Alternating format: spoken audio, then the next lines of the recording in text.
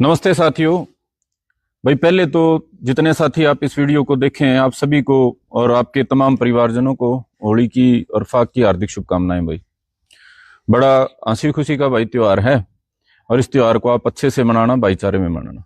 दूसरा भाई, आज के मुद्दे की बात, जो साथी भाई राजनीति को समाज से बड़ा मानते हों वो मेरी बात को बिल्कुल मत सुनना। जिनकी राजनीतिक आत्मा उनके सामाजिक जमीर से बड़ी है वो बिल्कुल मत सुनना, क्योंकि इसमें आपके काम की बातें नहीं होंगी। ऐसी बातें होंगी जो आपकी राजनीतिक आत्मा को दुखी करने का काम करेंगे। मेरे प्रिय साथियों, हमारे भाई धर्मेंद्र हुड्डा ने जाट आरक्षण 2016 के संबंध में, उसके बाद के जो घटनाएं हुई हैं, जिस तरह से समाज को बेवकूफ बना के, जिस समय तरह से समाज का तमाशा बना के जो पिछले 10 साल में हुआ है, उसके ऊपर बड़ी गंभीर बातें कल कही हैं। लिख तो रखा है मैंने जाट आरक्षण के नए खुलासे, और बहुत सारे मीडिया चैनलों ने और बहुत सारे भाइयों ने ऐसा लिया है जैसे ये पहली बार बात सबके सामने आई हो। ये जो बात भाई धर्मेंद्र हुड्डा ने कही है, भाई इसमें कई भाई टीका टिप्पणी कर रहे हैं वह झूठ है, ये है, इसने आसान सा होता है, जाटों के पास सबसे आसान हथियार है।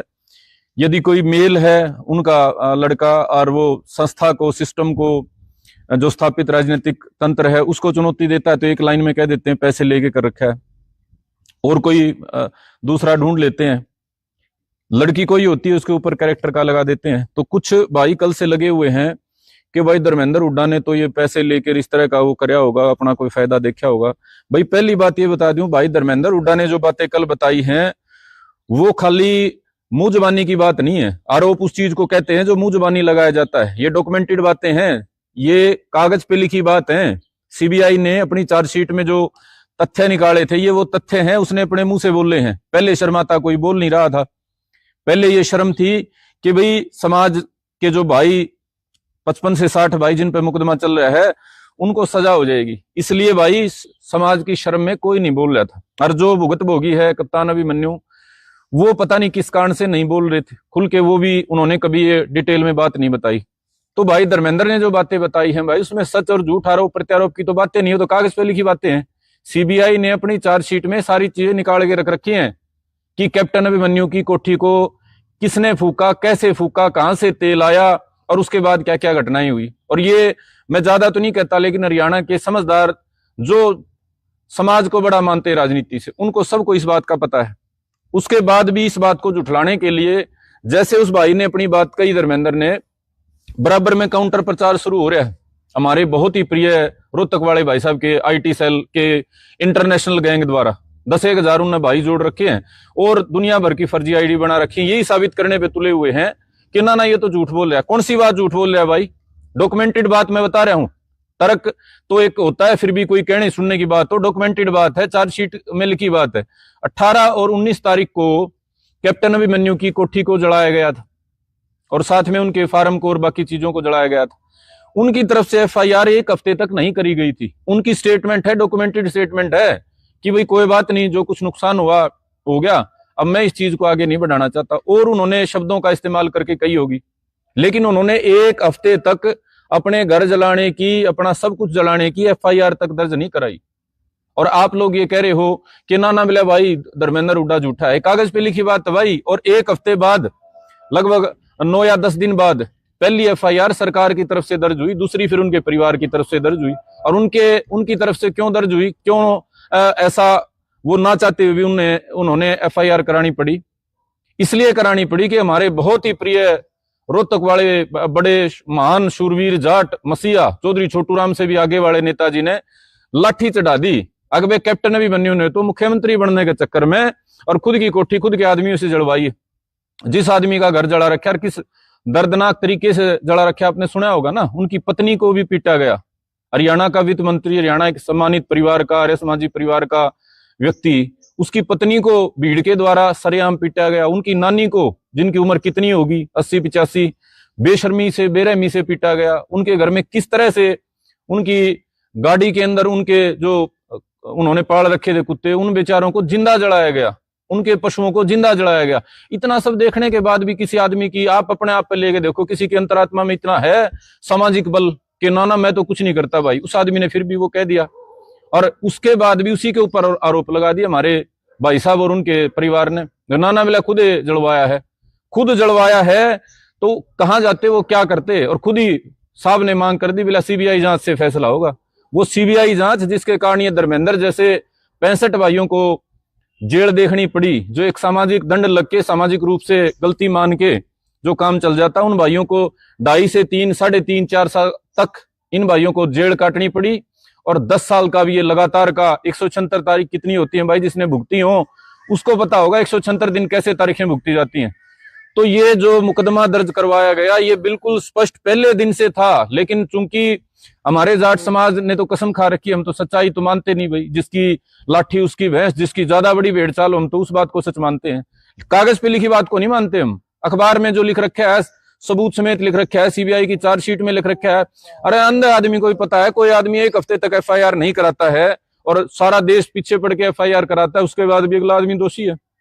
एफआईआर होगी और किस लेवल की दर्दनाक घटना के बाद एफआईआर होगी, आप अपने आप से एक बार पूछ के देखो। ये कहना तो बड़ा आसान है, या घटिया फर्जी आईडी बना के ज्ञान पेलना, अभी और बालक पकड़वा दिए। अगला तो इतना सब होने के बाद भी, अपनी पत्नी अपनी नानी को पीटे जाने के बाद भी एफआईआर तक कराने की इच्छा नहीं रखता था।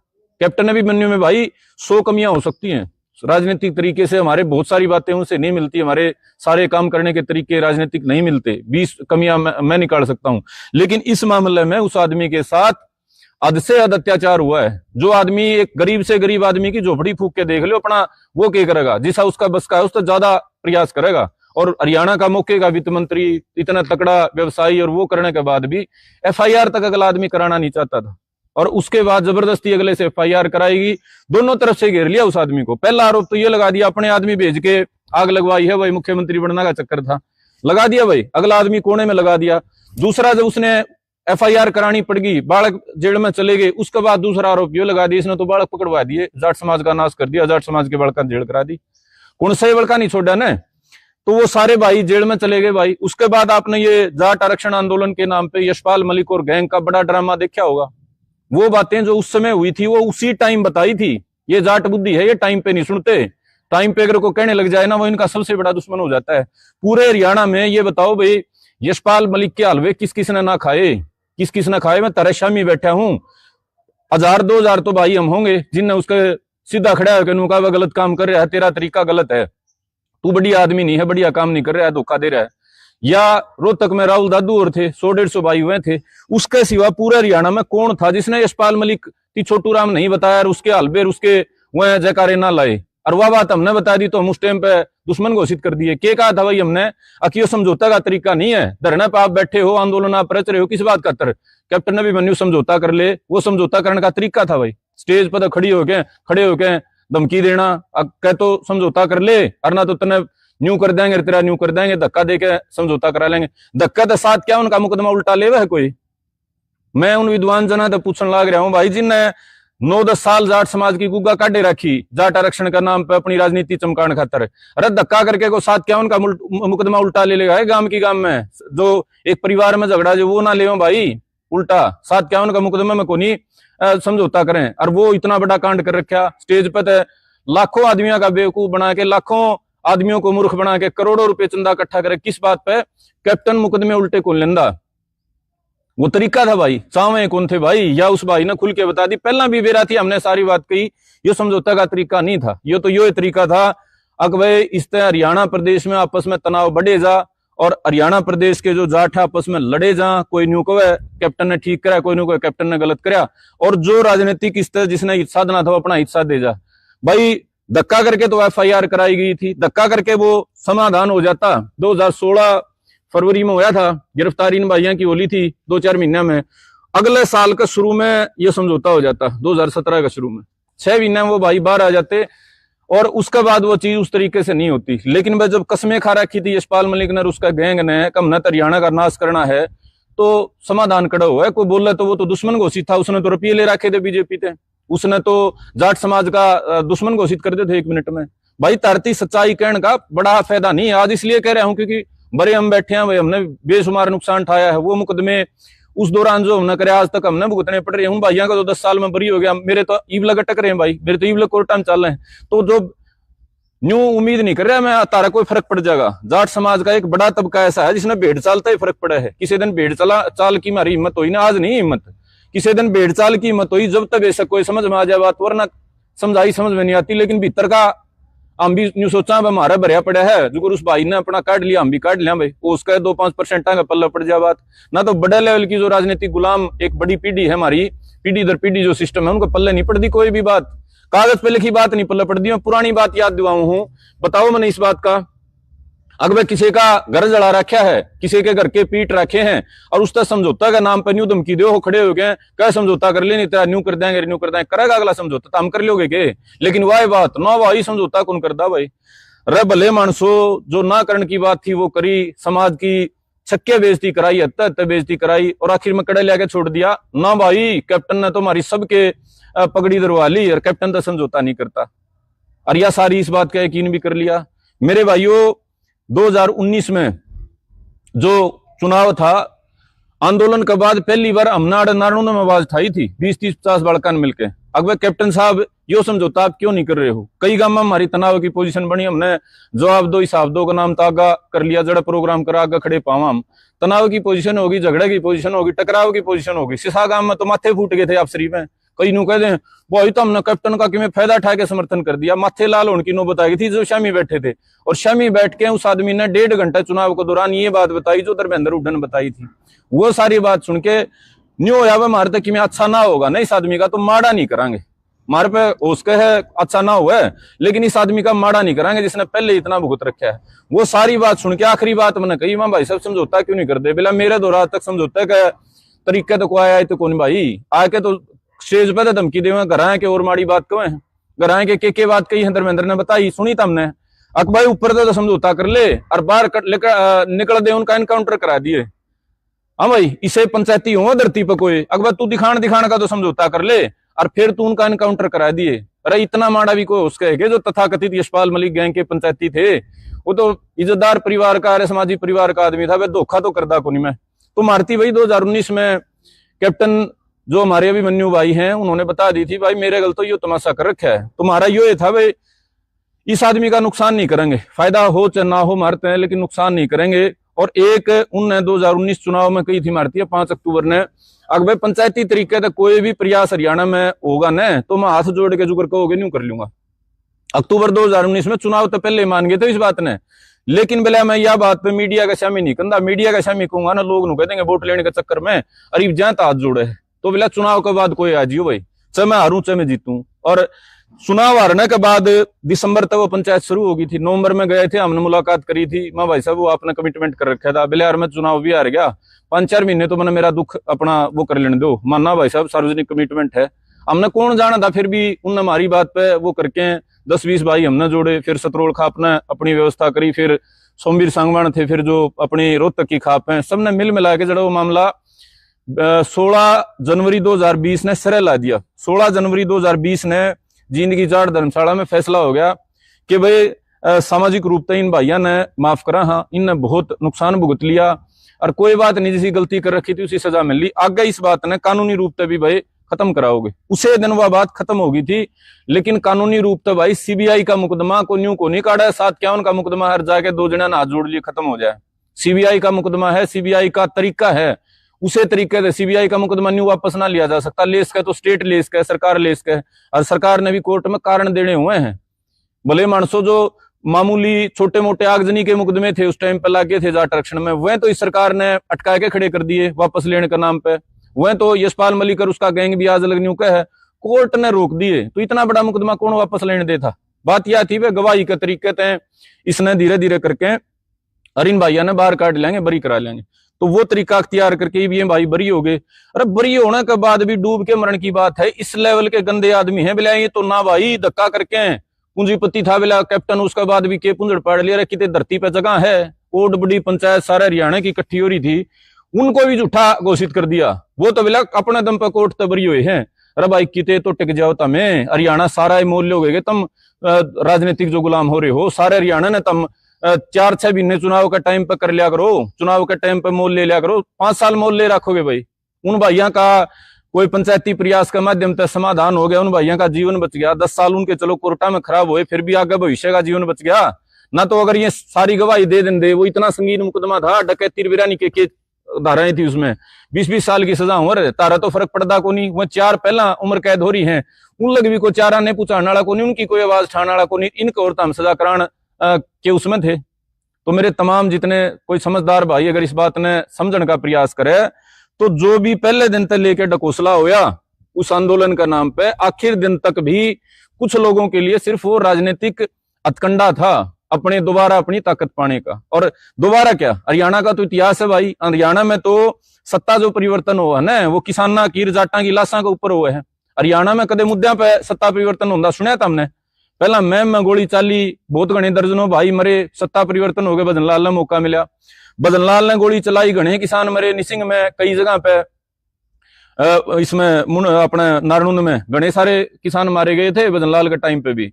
उसके बाद उस किसानों की शहादत के दम पे सत्ता परिवर्तन होया, इसने बंसीलाल ने मौका मिला। बंसीलाल के टाइम पे फिर कादमा मंडियाली में लाश किसान की, उनको ऊपर फिर राजनीति होके फिर चौटाला ने मौका मिला। चौटाला के राज में फिर वो कंडेला होके फिर दोबारा उड्डा ने मौका मिला। और उड्डा के राज में भाई कोई कह दे है, मैं लंबी बात नहीं छेड़ूंगा, माइड याद को नहीं भाई मारे, हमने के आंदोलन देखे कौन थे, हमने के बेरा कौन था, के होया उस राज में। लेकिन आज लंबी चौड़ी पीछे नहीं जाऊंगा, टिक्का टिप्पणी नहीं करूंगा उन बातों डिटेल में, सिर्फ इतनी सी बात इस बात पर ले आऊंगा। ना तो FIR हो थी भाई इन भाइयों पे, अरे FIR होगी थी तो इनका समझौता हो था, ना तो FIR के लेवल पे बात खत्म होने दी, ना समझौता के लेवल पे खत्म होने दी। जब वह बात 2020 में समझौता करा के समाधान की ओर चली गई बात, आज उस गैंग के मुंह ते या भी जुबान नहीं पट दी कि उस टाइम पे हमारे तक गलती हुई थी। इस भाई ने जो बात बताई, जिस लेवल की बात बताई, कोई चीज छानी थोड़ा ही थी, कोई चीज छिपी थोड़ा ही थी। कह दे बिला नाना बिला सारे निर्दोष थे उसमें 60 में 30-35 भाई थे जिनकी मंशा नहीं थी, जो बूढ़ापन में उड़ा कोई गलती से प्रेजेंट हो गया, कोई बुका के बुला लिया। कुछ ऐसे भी थे जो मौके प्रेजेंट ना थे, लेकिन 10-15 तो थे उड़े, 10-15 तो साजिश के तहत उड़ा करे रखा था। किसका घर थे एसी पाए हैं, किसका घर चांदी के सिक्के पाए, किसका घर सोना पाया, किसका घर टूम पाई, किसका घर भाई के चीज पाई, वो सारा डॉक्यूमेंटेड है, घर तय बरामदगी है, सबूत है। कोठी जला के, घर जला के, पशु फूक के, सबकी में फूक के भी लाडू खुआंदा के फोटो है, वीडियो है। और ये बहुत घने लोगों ने मेरा है नु ये सोचा था मैं कोई नहीं बात चल रही है, सिर्फ इसलिए मेरे भाई बोलना पड़ रहा है कि जो भाई धर्मेंद्र ने सच्चाई कही, उसके बाद भी एक राजनीतिक परिवार के गुलाम हमारे भाई वो बेशर्मी की सारी हदें पार करते हुए अब भी इस सच्चाई को स्वीकार करने को तैयार नहीं, अब भी चाहते हैं समाज को भरगला दें। मन न्यू भी बेरा है कि इस बात तय या धर्मेंद्र ने भाई ने सच्चाई बताई, मैं बोलूंगा और देश बोलेगा, इस बात तक वो गणाहा फर्क पड़ जाएगा, गणाहा ना पड़ना फर्क, क्योंकि हमारे में तो इतनी क्षमता नहीं। हम तो आम किसान के बाल खा ओल्ला करके रह लेंगे, पहला करके रह लिए।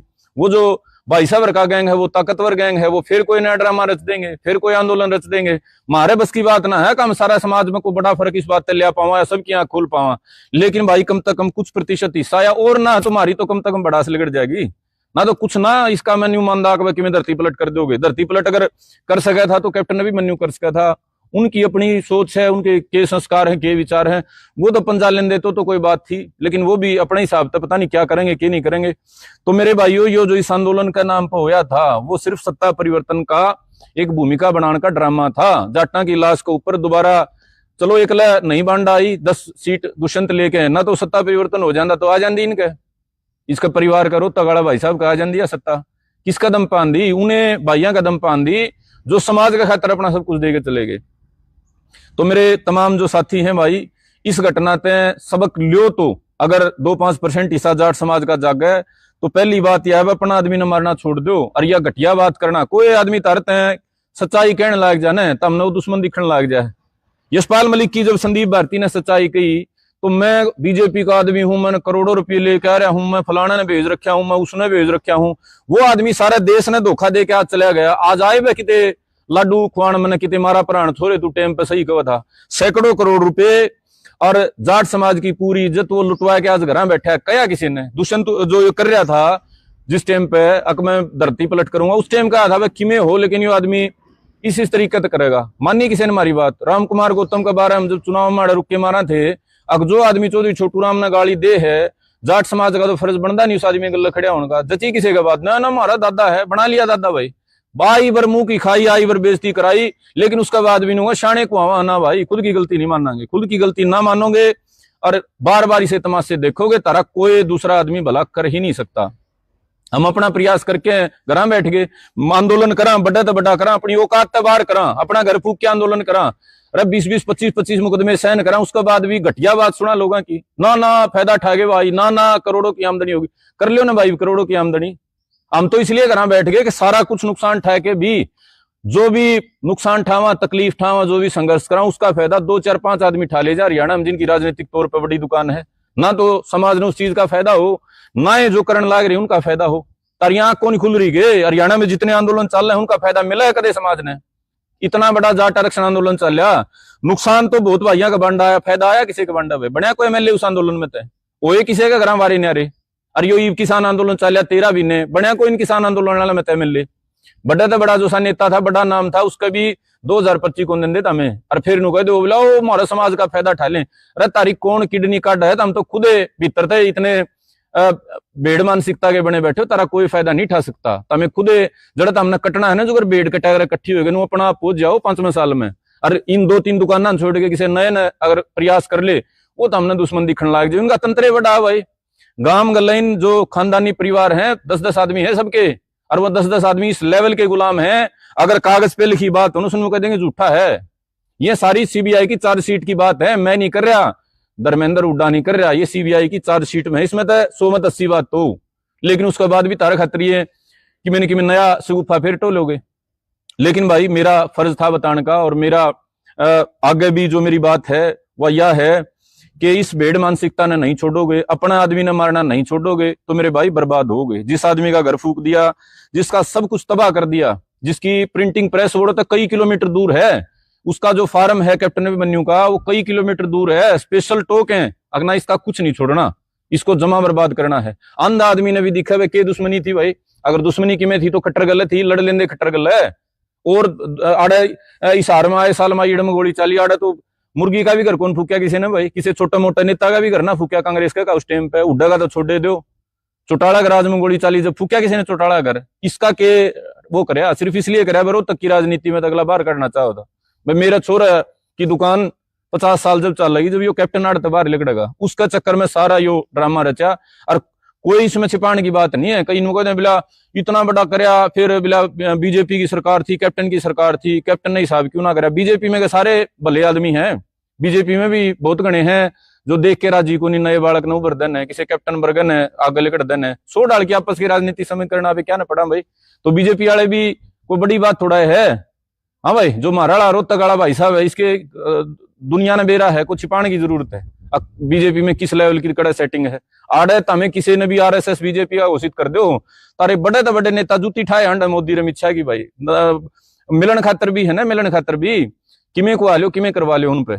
कदे महाराणे जो भाई साहब हैं, इन कदे मोदी अमित शाह का नाम लेकर खड़ी बात कही आज तक एक बार भी नहीं कह सकते, हिम्मतें नहीं हगलांगी भाई। तम अपना आप में बूढ़े हो जाओ हो ना, हमें तो दुश्मन हाँ बीजेपी के, हम तो न्यू पाड़ देंगे, न्यू बिगाड़ देंगे, न्यू तोड़ देंगे।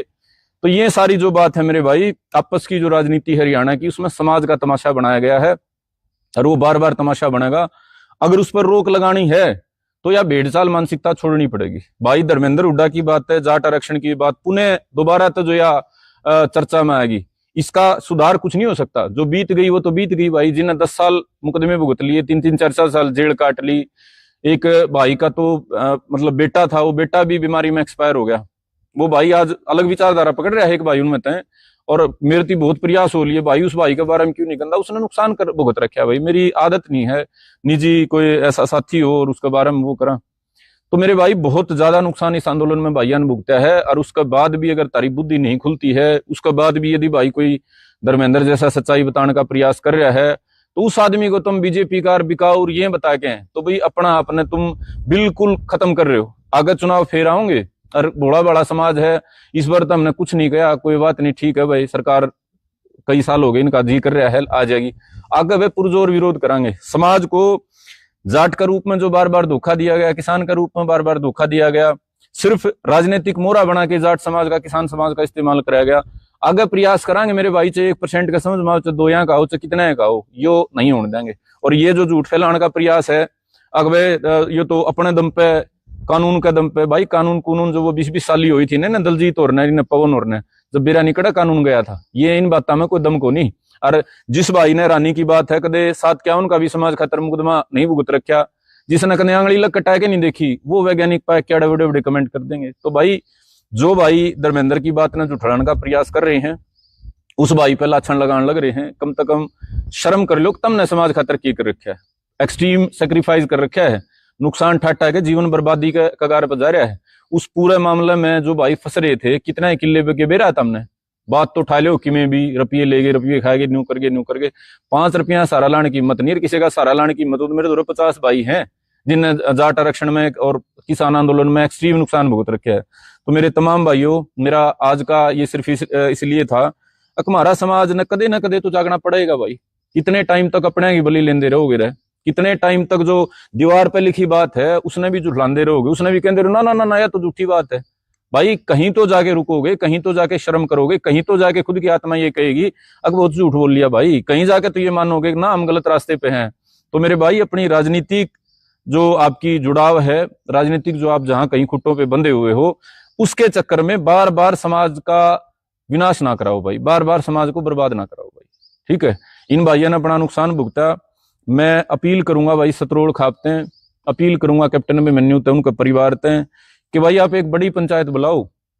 अगर आप वास्तव में नहीं मानो हो कि आपने समाज को किसी न किसी तरीके से जगाना चाहिए और समाज में आपने नुकसान जो भुगता है, इन भाइयों ने जो नुकसान भुगता है, उसका आगे एक फुल स्टॉप लगना चाहिए, तो या पैरवी या शुरुआत आपने करनी पड़ेगी। उन भाइयों तो नहीं कह सकता, उन्होंने एक्सट्रीम नुकसान भुगत रखे, उनकी हिम्मतें जवाब दे रही है, वो कड़े बेचारे किसने इकट्ठा करें। हाँ, समाज अगर इकट्ठा होगा तो वो जरूर अपनी बात कहोगे, जरूर बताओगे एक बार 10 साल क्यों तकलीफ उठानी पड़ी। और मेरा ये अनुरोध रहेगा भाई, सतरोड़ खाप की जो सरदारी है, आपने पहले भी मेहनत करके, अगवानी करके और जींद में इस पूरे मामले को समाधान की दिशा में लेके जाने का प्रयास काम कराया था, अंजाम तक पहुंचाया इस बात को आपने। तो आप इसमें दोबारा फिर अगवानी करो भाई। अगर आप अगवानी नहीं करोगे, इतना लॉस खा के भी मैं कैप्टन अभिमन्यु जीते हैं भाई साहब हैं, मैं आप मतलब हैरानी सी की बात है, मैं सार्वजनिक नहीं कह सकता, लेकिन इतना नुकसान ठाए के भी यार किस लेवल की बातें कही गई थी, खानदान पे 3 पीढ़ियां लग पे घटिया बात कही गई थी। उस आंदोलन में यशपाल मलिक ने कप्तान अभिमन्यु के परिवार को, चौधरी मित्र सेन के परिवार को कई पीढ़ियों तक के पता नहीं क्या क्या बातें कही थी, किस लेवल की घटिया और जलील करने वाली और बेइज्जत करने वाली बातें कही थी। अब तो लिखित और मौखिक सारी तरह की चीजें समाज के सामने आ चुकी हैं। तो मेरा अनुरोध है कि भाई साहब आपने हिम्मत कर लेनी चाहिए, अगर आप मेरी बात सुन रहे हो, इससे ज्यादा कोई नुकसान कोई होता नहीं है। आपका राजनीतिक कैरियर बिना बात का बना बना ड्रामा खा गए, आपका सामाजिक इतना बड़ा बदनामी का वो लगा दिया।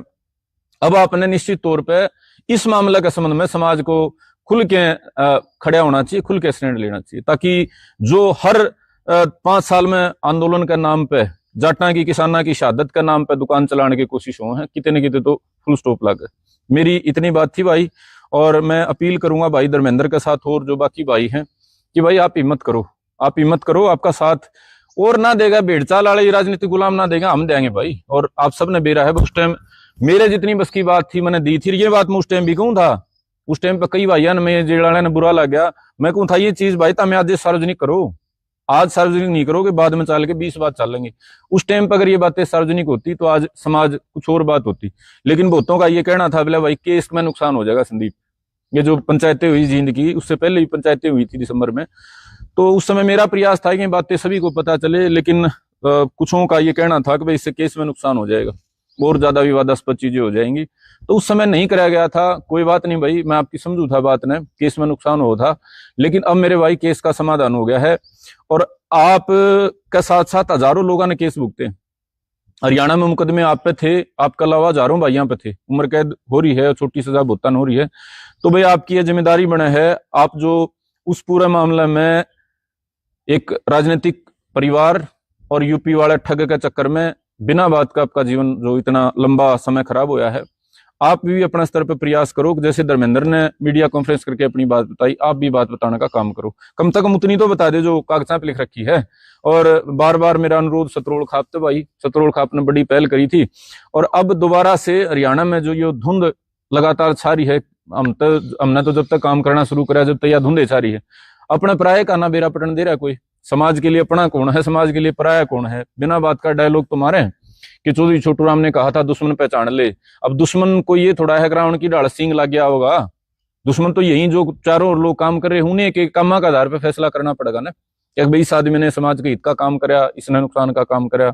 तो वो सारी चीज भाई किसी न किसी ने अगवानी करनी पड़ेगी। सतरोल खाप तो उम्मीद करूंगा सतरोल खाप इस मामले पे अगवानी करने का काम करेगी दोबारा तो पूरे समाज ने जोड़ के, और इस बात ने जो समाज को जो भविष्य में ना हो नुकसान, जो हो लिया वो तो हो लिया भाई, भरपाई नहीं हो सकती, लेकिन आगे नुकसान ना हो ऐसा प्रयास करेगी।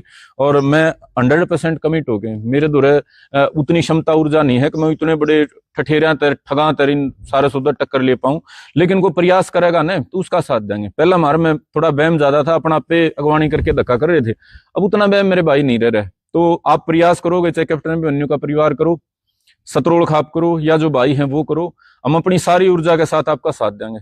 और आखिर में मेरी बात खत्म करने से पहले, ये जो धाम का नाम पे जसिया धाम का नाम पे ड्रामा चल रहा है, ड्रामा में इसलिए बोल रहा हूं क्योंकि उस समय मुद्दा जाट आरक्षण था, मुद्दा कुछ और था, और बाद में वो पैसा इधर बिला धाम बनावांगे, ये स्कूल बनावांगे, ये बनावांगे, तो वो जायज बात नहीं थी। फिर भी वो बात आगे बढ़ गई, समाज का बहुत ज्यादा उसमें इन्वेस्टमेंट हो चुका है, पैसे का भी और समाज की भावना का भी।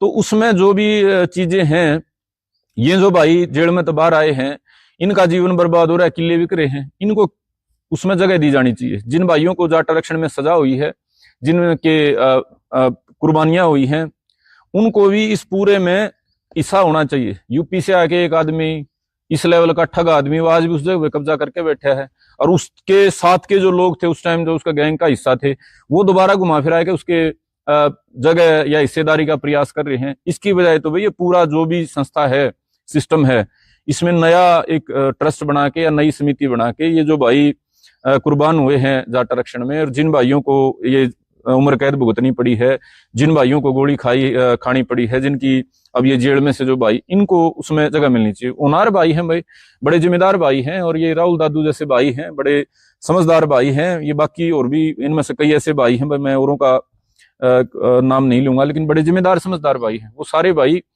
इन तमाम जो नुकसान हुआ है इसकी अच्छी पैरवी कर सकते हैं, और समाज को उस पूरे मामले में अच्छी दिशा दिखा सकते हैं। आप सभी ने मेरी बात सुनी भाई, इसका संबंध में बहुत सारे भाइयों के जो सवाल आएंगे उन पर फिर चर्चा करेंगे, लेकिन मैं अपील जरूर करूंगा भाई, कोई भाई लीक तट के बात करे ना, जो तमने वो अच्छी ना लगती हो अपने कहीं जुड़ाव का कारण, उसने तुम रपिया में ना तुल्या करो भाई। ये रपिये हर आदमी खातिर इतनी बड़ी चीज को नहीं कि वे सारा सौदा ये रपिया में तुल दे, तारी उसके है ऐसी सोच हो, हमने हर चीज पैसा के हिसाब से डीलर लगता होता रहा, लेकिन हर आदमी ऐसा नहीं होता भाई। तो भाई धर्मेंद्र हो या और कोई भाई हो जो थोड़ा सच्चाई शामिल लाने का प्रयास करे, इस मामले में ना तो लिया करो, तर्क सहित आप बात की जो जवाब है वो दिया करो। आप सबने